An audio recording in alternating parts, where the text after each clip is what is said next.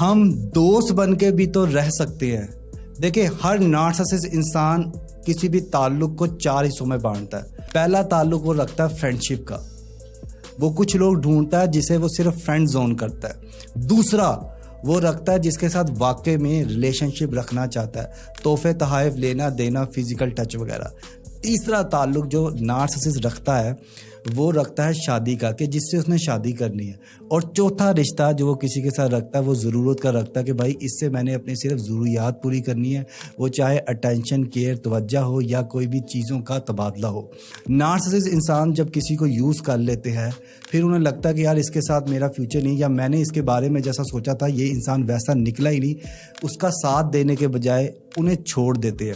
اور چھوڑنے کا بہترین طریقہ کار یہ ہے کہ پہلے پیار کر کے, توجہ دے کے, کیئر کر کے پھر آپ اسے کہہ دو کہ دوست بن جاؤ. اور دوست بن کے جو لوگوں کے ساتھ ہوتا ہے, جو لوگ روتے ہیں, جو لوگ تڑپتے ہیں, یقین مانے میرے پاس میرے آنکھوں دیکھے ثبوت ہے کہ لوگ کتنا تڑپتے ہیں اور اپنے آپ کو محسوس کرتے ہیں کہ یار ہم کچھ بھی نہیں.